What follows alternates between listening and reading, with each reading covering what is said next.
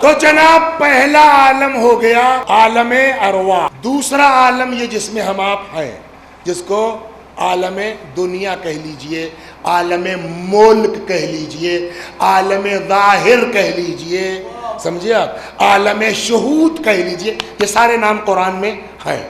یہ دوسرا عالم۔ اس کے بعد آتا ہے تیسرا عالم، جس کو کہتے ہیں عالم زور سے برزخ۔ میں نے کہا سب معلوم ہے آپ کو۔ دیکھیے کمال تھوڑی کوئی، بازار میں آپ کے بالو بھی ہے، سیمنٹ بھی ہے، گٹی بھی ہے، مورنگ بھی ہے، سمجھا، سارا میٹیریل موجود ہے۔ ہنر مستری کا ہے اس کو محراب بنانا۔ میں کوئی نئی بات تھوڑی کہہ رہا ہوں، ساری چیزیں موجود ہیں، میں خالی اکٹھا کر کے مسترانہ کر رہا ہوں میں بیٹھ کر کے اس میں کیا۔ تو تیسرا عالم ہے عالم برزخ۔ برزخ کیا ہے؟ اچھا سب کا یہ عالم الگ الگ ہے، سب کا عالم یہ کسی کا چھوٹا، کسی کا بڑا، کسی کا اس سے بڑا، کسی کا اس سے بڑا، کسی کا بہت بڑا، سمجھ گیا؟ یہ کیا ہے کہ جس وقت سے روح نکلے گی اور پھر جب اٹھایا جائے گا، اس کے بیچ کا جو پیریڈ ہے وہ کیا کہلاتا ہے؟ برزخ۔ تو تیسرا عالم ہوا عالم برزخ۔ اس کے بعد آئیے چوتھا عالم، جس کو کہتے ہیں عالم نشر یا عالم حشر یا عالم حساب۔ یہ چوتھا عالم ہوا۔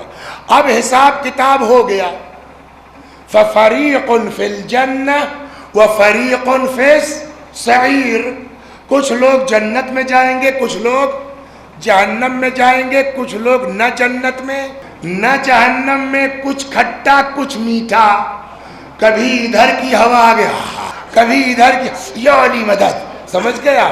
تو وہ اب ہمیشہ رہنے والا ہے، وہ کیا کہلائے گا؟ عالم آخرت۔ ہو گئی بات؟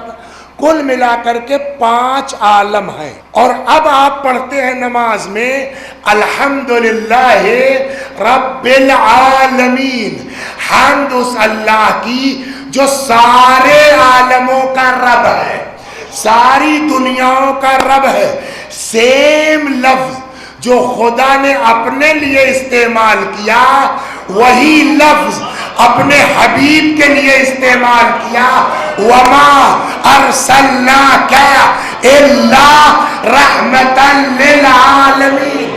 یعنی کیا مطلب؟ جہاں جہاں میری ربوبیت ہے، وہاں وہاں میرے حبیب کی رحمت ہے، وہ چاہے عالم ارواح ہو، عالم دنیا ہو، برزخ ہو۔